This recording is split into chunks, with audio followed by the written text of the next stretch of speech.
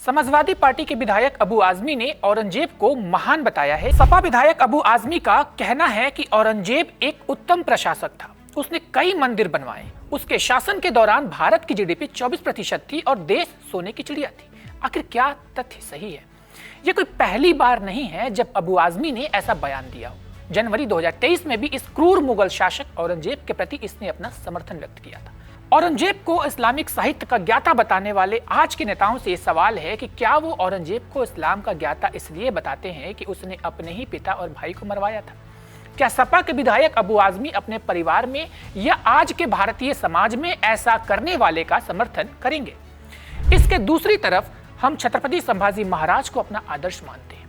बात हिंदू धर्म की है तो यहाँ समय समय पर समाज की मांग के आधार पर अपने नीतियों में, धार्मिक कानूनों में हिंदू धर्म ने बदलाव किए हैं। जैसे सती प्रथा और घूंघट प्रथा को हमने हटाया।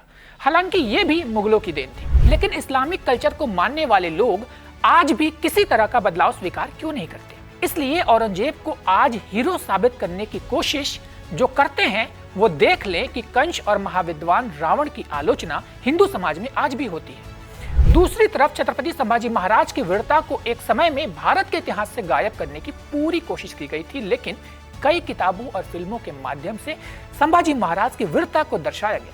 अभी हाल ही में छावा फिल्म रिलीज हुई जिसमें यह सच निकल कर आया कि औरंगजेब ने कितनी क्रूरता के साथ संभाजी महाराज की हत्या की थी। 40 दिनों तक संभाजी महाराज को औरंगजेब ने कितना प्रताड़ित किया था।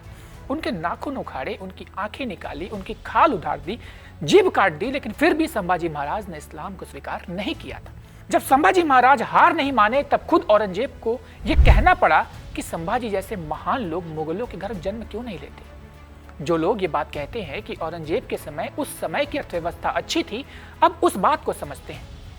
मुगल साम्राज्यवाद के इतिहास को बताते समय मुगलों के समर्थक अक्सर ये बात कहते हैं कि मुगल हिंदुओं के विरोधी नहीं थे। ये बात सरासर गलत है, क्योंकि जिस इस्लामिक साम्राज्यवाद में सत्ता के हस्तांतरण के लिए कभी कोई नियम ही नहीं रहा, वहां अर्थव्यवस्था कैसे सही हो सकती है? औरंगजेब का असली इतिहास ये है कि वो सबसे ज्यादा लालची था।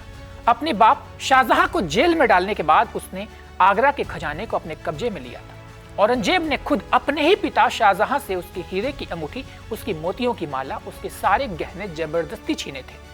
यहाँ तक कि इतिहास में इस बात का भी जिक्र है कि शाहजहां ने खुद कहा था कि अगर वो जेल से बाहर होता तब वो उन गहनों को औरंगजेब को देने की बजाय मिट्टी में फेंकना पसंद करता। इसलिए किसी भी संपत्ति को जबरदस्ती हड़प कर संपत्ति बढ़ाना और उसको आर्थिक विकास का नाम नहीं देते हैं। अब बात आती है कि औरंगजेब हिंदुओं का हित चाहता था या नहीं।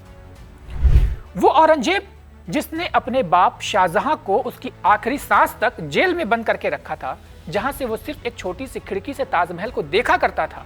ये वो औरंगजेब था जिसने अपने ही बड़े भाई दारा शिकोह का सिर कलम कर जेल में बंद अपने बाप के पास भेजकर खुद को सर्वश्रेष्ठ साबित करने में लगा था।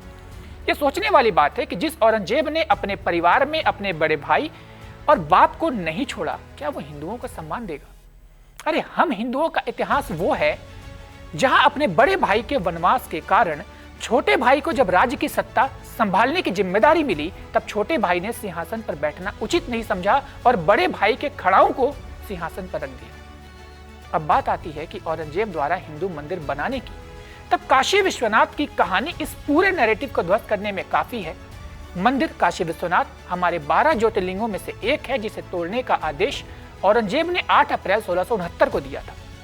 ये वो मंदिर था जहां नंदी भी मंदिर की दिशा को बता रहे थे, लेकिन औरंगजेब ने उस मंदिर को तोड़कर वहां मस्जिद बना दी।